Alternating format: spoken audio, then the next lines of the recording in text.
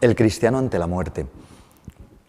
Schopenhauer, pensador de hace unas décadas, escribe que la muerte es el verdadero genio para toda filosofía.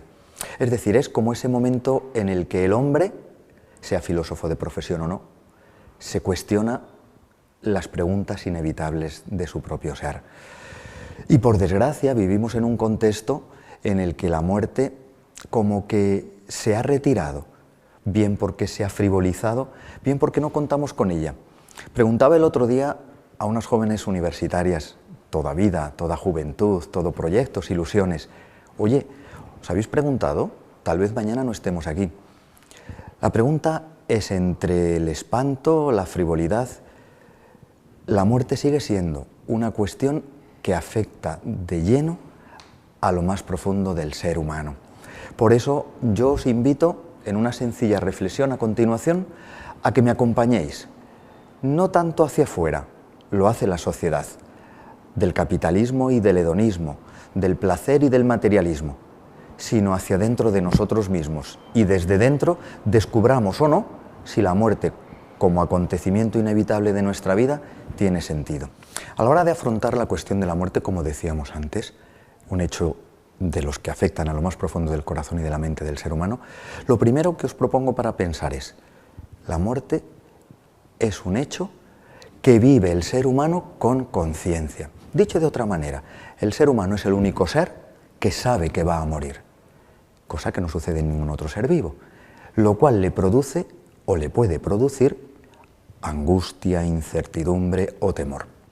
La novedad del cristiano, que es hombre también, es que ante esa situación, la novedad del anuncio de Jesucristo y del Evangelio le presenta otra actitud, la esperanza. El hecho de la muerte es uno de esos acontecimientos de los que podemos decir el hombre vive solo una vez y vive solo él.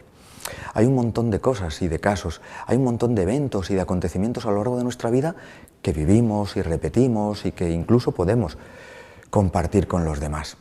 En la muerte el hombre se encuentra solo y además solamente se vive, se experimenta una vez.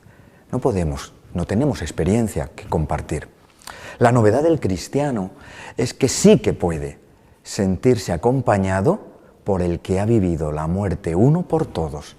Jesucristo, Hijo de Dios, se ha hecho hombre para que el hombre viva siempre acompañado. Ha nacido para que el hombre no nazca solo y ha experimentado el dolor y la muerte para que el hombre, cuando le llega el dolor y la muerte, lo viva en su compañía. Ya no vive solo, vive siempre en unión íntima con él. Para muchos, el hecho de morir significa acabar. Decía Unamuno que ante la muerte muere el hombre del todo. Si es así, en el fondo, el bagaje de esta vida, dice él, se convierte en un paseo de fantasmas de la nada a la nada. Si la vida acaba, con la muerte, la propia vida pierde seriedad, solidez, sentido, fundamento, se reviste de frivolidad, de insignificancia. La novedad del cristianismo es que ha descubierto en la muerte un momento de la vida, el momento supremo, en virtud del cual el hombre hace de sí la oblación total, el don supremo. Por eso, qué importante que la muerte no nos sorprenda en la inconsciencia o en el desconocimiento. Perderíamos la opción de hacer de nuestro morir un acto supremo de nuestra entrega. No son muchos, o no son pocos, los que han visto en la existencia humana un continuo fluir, un eterno volver a empezar. Curiosamente no es de los antiguos, se nos mete en nuestra sociedad. El hecho de la muerte imprime a la vida del ser humano un sentido lineal. Nacemos, crecemos y morimos.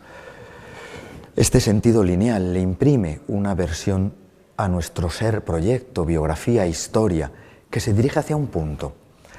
Es curioso porque la novedad cristiana en este sentido puede iluminar la tentación de caer en la reencarnación que se nos cuela de manera especial a las nuevas generaciones. Pensamos que en nuestra antigua vida o en la futura volveremos a empezar y volveremos a ser. El cristianismo ilumina ese sentido lineal. Caminamos hacia un punto. el punto de encuentro. Somos seres personales únicos e irrepetibles y la muerte nos toca de lleno en ese ser individual e irrepetible. Nuestra historia no es volver a empezar, sino la culminación en un encuentro final. Abordar la muerte como ese momento en el que la vida del ser humano se iguala. La muerte tiene ese matiz. Los ricos mueren y mueren los pobres. Mueren los papas y mueren los reyes. La muerte iguala. No hay ser humano que se excluya o evada de la misma, refugiado ni en sus títulos nobiliarios o en sus riquezas, en sus cualidades o en sus posesiones. Ante esto, el hecho universal de la muerte recibe una luz nueva desde el Evangelio de la Gracia. Todos somos convocados al juicio final.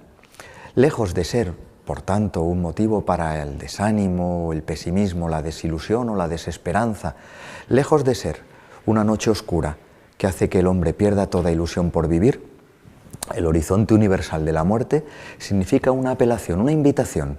Todos somos llamados a dar cuentas, a rendir cuentas en el juicio final. El motivo del examen será siempre el amor, la llamada a la responsabilidad y a la seriedad de nuestra vida.